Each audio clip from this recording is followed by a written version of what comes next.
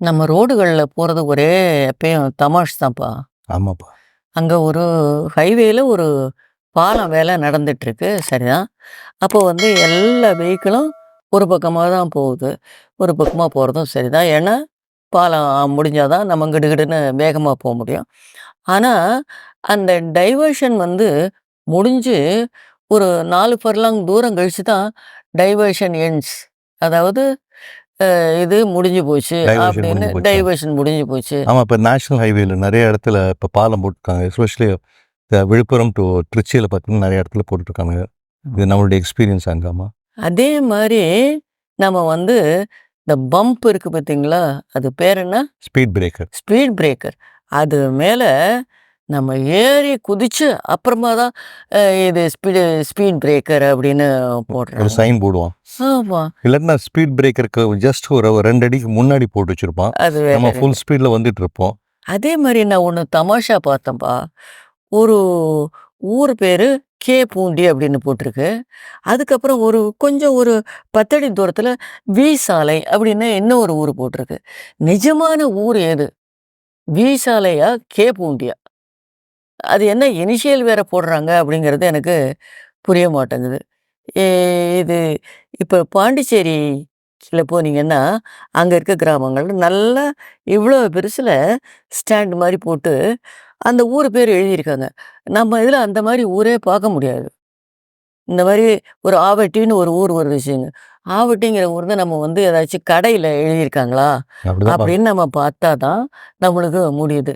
அல்லாட்டினா இதெல்லாம் கிடைக்கும்போது நல்ல தமாஷான இது நம்மளுக்கு அனுபவங்கள். அனுபவங்கள். பட் இந்த மாரி வாழ்க்கையிலும் வந்து இந்த ஆபத்துக்கு பின் எச்சரிக்கைன்ற அனுபவங்கள் நெறைய இருக்கு நமக்கு. என்னன்னா, இப்போ ஒண்ணும் இல்ல. நம்ம ரொம்ப க்ளோஸ் ரிலேட்டிவ் தான். வீட்ல வந்து கல்யாண வாழ்க்கை சரி கிடையாது. அந்த பிள்ளைக்கு வந்து எப்பவுமே டென்ஷன், ஸ்ட்ரெஸ் ஜாஸ்தி. நம்ம கூட ரொம்ப நெருக்கமா இருந்ததுனால நம்ம எப்பவுமே சொல்லிட்டு இருப்போம். "இது என்னம்மா இந்த வாழ்க்கை உனக்கு வேணுமா?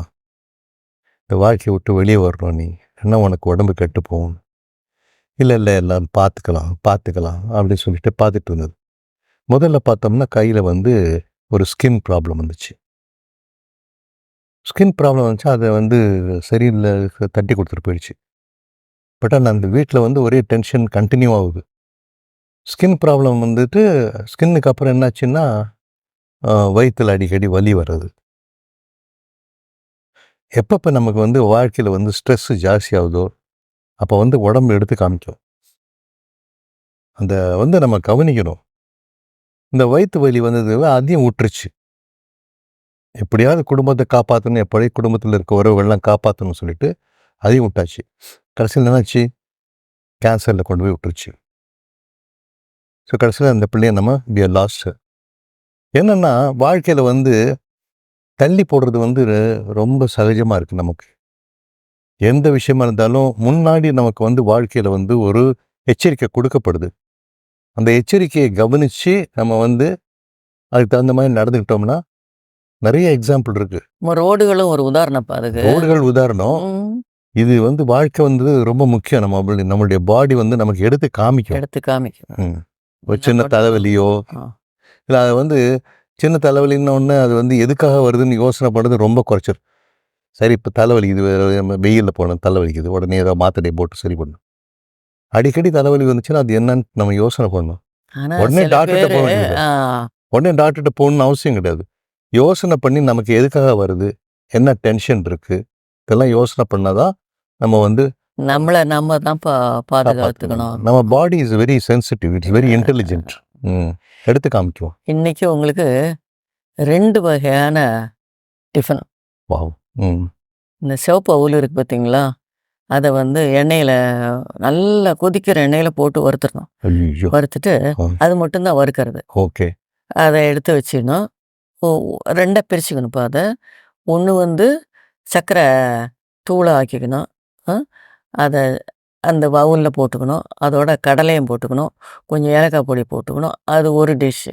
இன்னொன்னு வந்து இந்த இன்னொரு பாகம் இருக்கு பார்த்தீங்களா அவுலு, அத என்ன பண்ணணும், மிளகுத்தூளு, உப்பு, முந்திரி பருப்பு போட்டு இந்த பக்கம் வச்சுக்கணும்.